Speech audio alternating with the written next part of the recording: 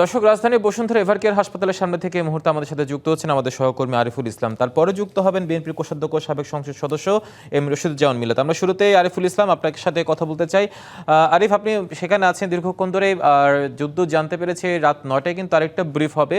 এখন সেখানকার সার্বিক পরিস্থিতি কেমন দেখছেন? আসলে নিরাপত্তা ব্যবস্থা থেকে শুরু করে কারা আসছেন যাচ্ছেন, কোনো তথ্য আছে কিনা?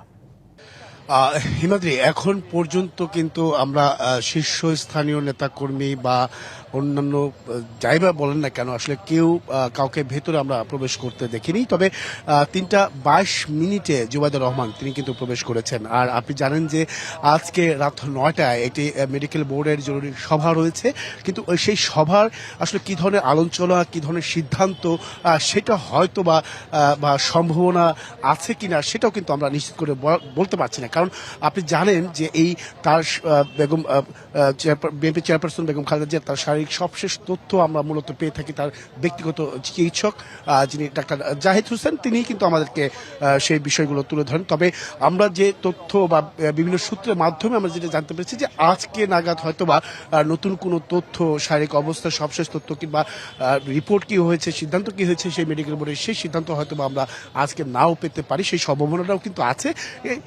এই বিষয়গুলো কিন্তু আমরা জানতে পেরেছি। আরেকটি বিষয় যেটা হচ্ছে যে এটা নতুন এবং ফিরে আসা গ্রাহকদের জন্য নগদে চলছে ক্যাশব্যাক সহ প্রতিদিন হাজারো উপহার জেতার সুযোগ। হবে আশা আর ফেরা, সারপ্রাইজ সেরা। বিকেলে ডাক্তার জাহিদ হোসেন তিনি কিন্তু আসলে জানিয়ে দিয়েছেন যে তার যে শারীরিক কন্ডিশন, এই কন্ডিশনে 12 বা 14 ঘন্টা যে ফ্লাই করা যে জার্নিটা হবে সেটা আসলে নিতে পারবেন না, বিধায় কিন্তু যাওয়া হচ্ছে না। আগামীকাল একটি কথা ছিল। এর পাশাপাশি এমনকি যে ক্রিটিক্যাল মুভমেন্ট বা ক্রিটিক্যাল অবস্থায় যেটা রয়েছেন তিনি কিন্তু এর আগেও এই অবস্থায় ছিলেন, এর থেকেও ক্রিটিক্যাল অবস্থায় ছিলেন, কিন্তু সেখান থেকে তিনি ফিরে এসেছেন সুস্থ হয়ে। সেই আশাবাদ ব্যক্তও কিন্তু চিকিৎসকরা করছেন। এই তার বরাতের মাধ্যমে কিন্তু এই তথ্যগুলো কিন্তু উঠে এসেছে। তবে আশা করা যায় যে সেটা আসলে অপেক্ষার বিষয়, যে কোনো তথ্য, নতুন কোনো তথ্য আসবে কিনা সেটা অপেক্ষা করতে হবে। তো হিমাদ্রি, এই ছিল আসলে এখান থেকে সবশেষ। হিমাদ্রি। আরিফ, ধন্যবাদ আপনাকে যুক্ত হওয়ার জন্য।